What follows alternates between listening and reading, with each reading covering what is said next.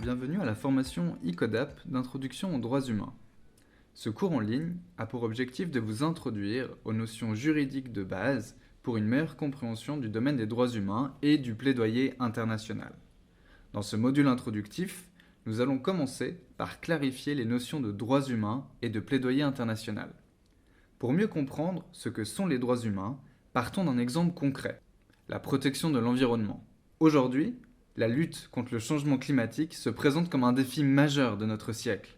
En effet, selon le groupe d'experts intergouvernemental sur l'évolution du climat, entre 3,3 et 3,6 milliards de personnes vivent dans des environnements très vulnérables au changement climatique et leurs conditions de vie seraient directement menacées si la situation actuelle devait perdurer. La destruction de la biodiversité et l'extinction de centaines d'espèces ces 2 derniers siècles sont aussi particulièrement préoccupantes et menacent directement notre équilibre planétaire. En se basant sur ce constat, répondez à ces questions. Selon vous, le droit à un environnement sain est-il un droit humain? Nous vous invitons à mettre la vidéo en pause afin de prendre un moment pour développer votre réflexion. Malgré ce que l'on pourrait croire, le droit à un environnement sain a été tardivement reconnu comme un droit humain. En effet, c'est dans une résolution historique datant d'octobre 2021 que le Conseil des droits de l'homme des Nations Unies a reconnu le droit à un environnement sûr, propre, sain et durable comme droit humain.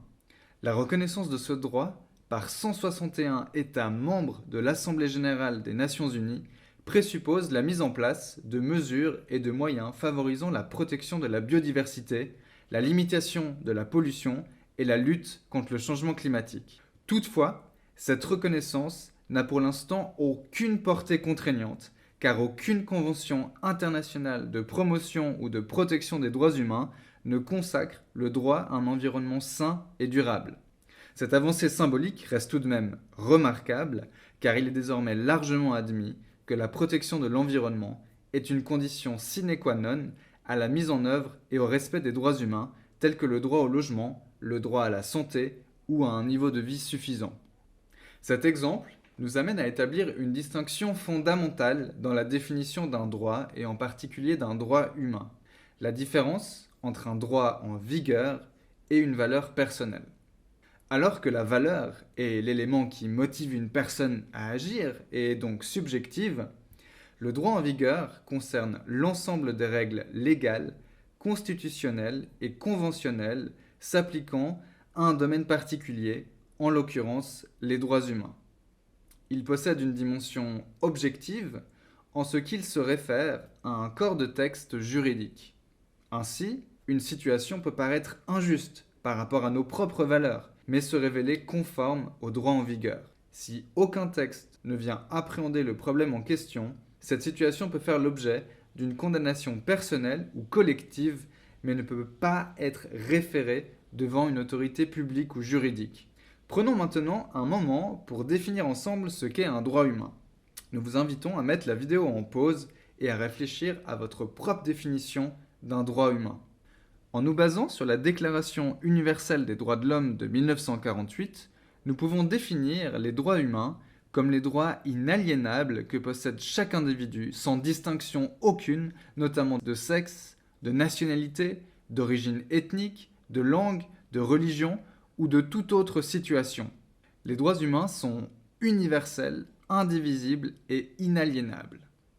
Arrêtons-nous un instant sur ces 3 caractéristiques fondamentales.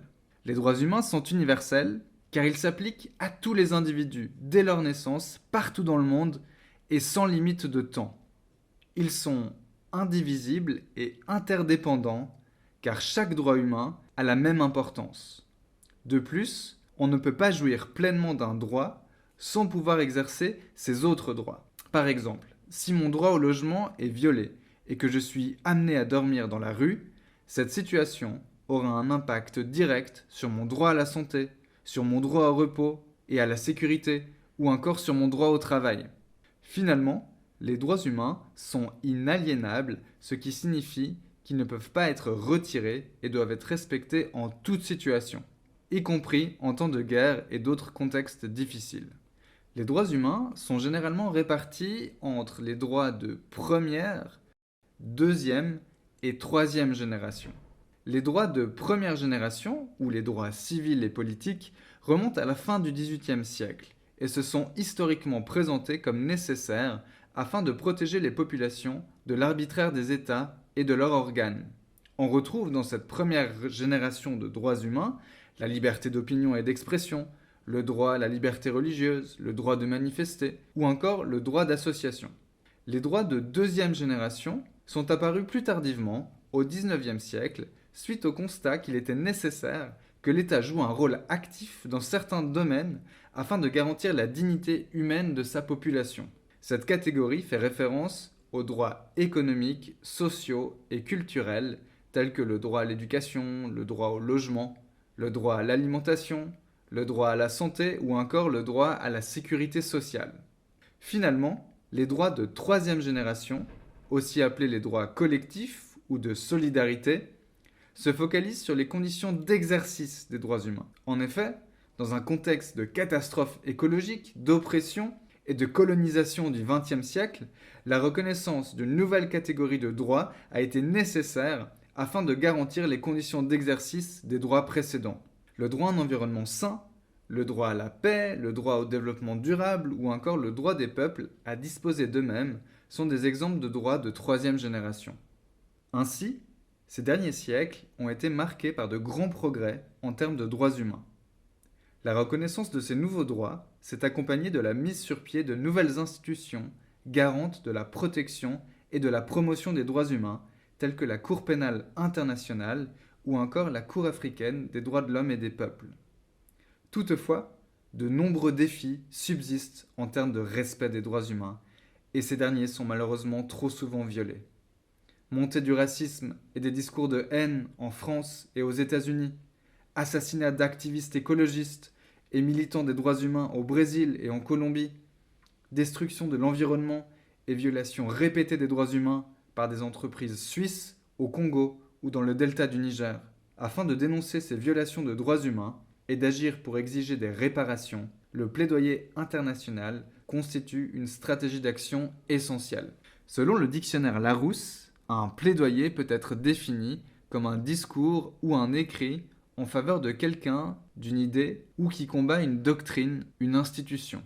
Quand on parle de plaidoyer international des droits humains, nous faisons référence au contexte du droit international des droits humains et aux institutions de promotion et de protection des droits humains au niveau régional, comme par exemple la Cour africaine des droits de l'homme et des peuples, ou au niveau international, comme le Conseil des droits de l'homme, le Comité des droits de l'enfant.